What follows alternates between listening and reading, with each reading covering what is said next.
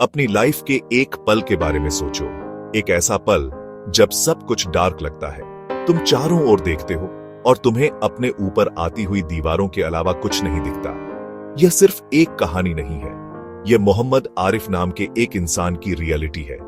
आज बहुत से लोग उन्हें एक सक्सेसफुल मोटिवेशनल स्पीकर और माइंड ट्रेनर के रूप में जानते हैं, लेकिन एक वक्त था जब उनका अपना दिमाग ही उनका सबसे बड़ा दुश्मन था।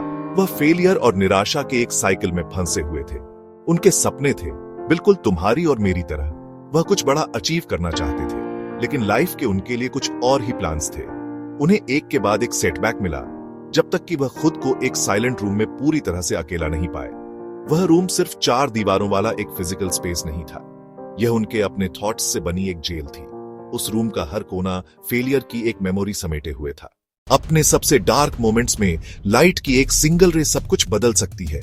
मोहम्मद आरिफ के लिए लाइट की वह रे अंदर से आई। एक दिन उसी डार्क रूम में बैठे हुए उन्होंने अपनी खुद की रिफ्लेक्शन देखी।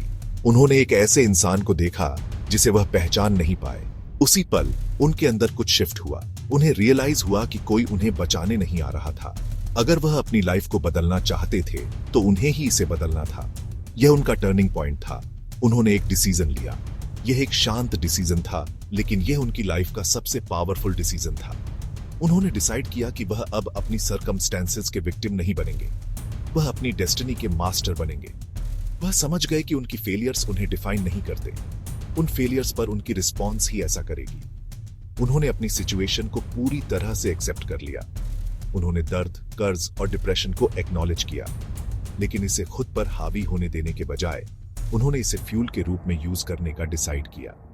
यह उनके अंदर का वॉरियर था, जो लंबे समय से डॉर्मेंट था, आखिरकार जाग रहा था। लंबे समय में पहली बार उन्हें होप की एक चिंगारी महसूस हुई। एक डिसीजन सिर्फ एक स्टार्टिंग पॉइंट है, असली काम एक्शन से शुरू होता है। उनका पहला एक्शन उनकी मिsery के सोर्स से निपटना था, उनका अपना दिमाग। उन्होंने पढ़ना शुरू कर दिया। उन्होंने माइंडफुलनेस और मेडिटेशन का प्रैक्टिस करना शुरू कर दिया। हर एक दिन बिना किसी फेल के वह खामोशी में बैठते थे, लेकिन इस बार खामोशी अलग थी। यह निराशा की खामोशी नहीं थी, बल्कि अवेयरनेस की खामोशी थी। उनका अगला स्टेप अपने फिजिकल हेल्थ पर काम करना था। उन्होंने छोटी चीजों से शुरुआत की, सुबह की सैर, कुछ सिंपल एक्सरसाइज। उन्होंने अपनी डाइट बदल दी, जंक फूड को हटा दिया। इस डिसिप्लिन का एक रिपल इफेक्ट था। जैसे जैसे उनका शरीर मजबूत होता गया, उनका दिमाग साफ और अधिक रेजिलिएंट होता गया। फिजिकल एनर्जी मेंटल एनर्जी में बदल गई। आखिरकार उन्होंने अपने प्रोफेशनल लाइफ को फिर से बनाने के लिए छोटे कैलकुलेटेड रिस्क लेना शुरू कर दिया। इसके बजाय उन्होंने नई स्किल्स सीखने पर फोकस किया। उन्होंने एक छोटा ब्लॉग शुरू किया, अपनी जर्नी और जो सबक उन्होंने सीखे थे उनके बारे में लिखा। हर छोटा एक्शन, हर छोटी जीत उनका कॉन्फिडेंस बढ़ाती गई।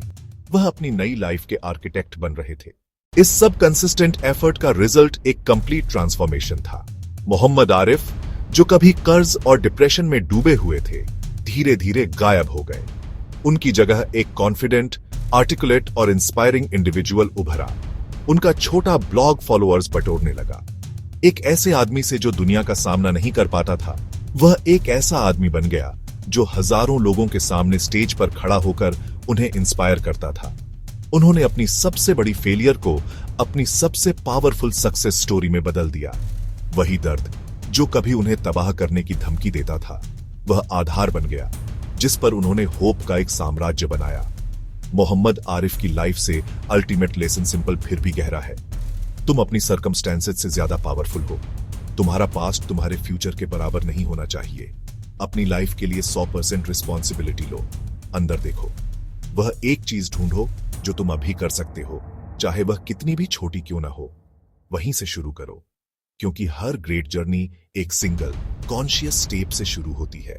तुम्हारी कहानी खत्म नहीं हुई है।